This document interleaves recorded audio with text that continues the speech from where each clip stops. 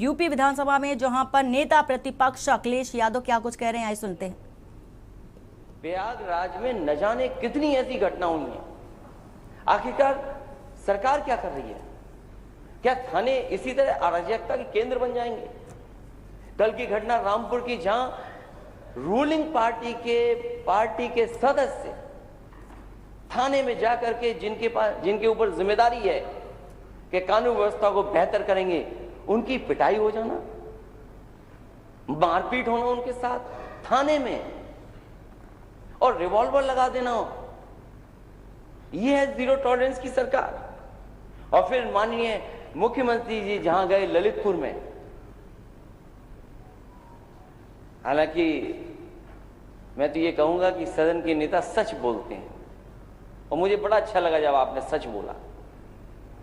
मैं उस मीटिंग में मौजूद नहीं था, लेकिन मैंने तो अखबारों के माध्यम से पढ़ा और जानकारी मुझे हासिल हुई।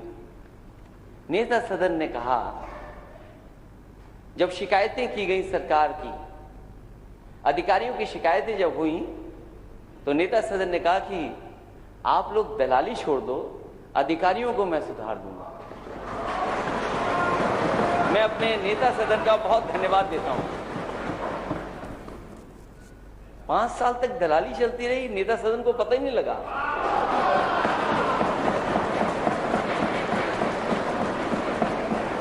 और किन अधिकारियों को सुधार दिया? मैं इस विषय को, इसलिए इन विषयों को उठा रहा हूं। मैं खुद गया ललितपुर, और जब मैंने वहां सूचना पाई कि एक बेटी के साथ ऐसी घटना हुई, सरकार ने कार्रवाई की।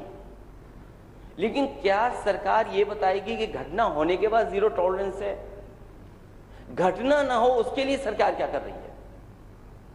इसी तरह सिद्धार्थनगर में, क्योंकि पुलिस को खुली छूट मिली हुई है, सिद्धार्थनगर में घर में जाकर के पुलिस पकड़ने की कोशिश करती, नहीं पकड़ पाती है, या मां उसको छुटवाने आती, मां को गोली मार दी जाती, और उस घटना को क्या रूप दे दिया गया? किसी और को जाकर के जेल भेज दिया। सच्चाई जनता जानती है, लेकिन सरकार और प्रशासन जब अपराधियों के साथ खड़ा हो जाएगा, जो घटना कर रहे हैं उनके साथ खड़ा हो जाएगा, तो न्याय कैसे मिलेगा? चंदौली की उस बेटी की जो रो रो करके कह रही थी, पुलिस दबिश करने आई थी। क्या दबंगई करने जाती है कि दबिश के लिए जाती है पुलिस? उसकी व्यवस्था है, सिस्टम है। आप कैसे जाएंगे घर में? ये किसने छूट दी है?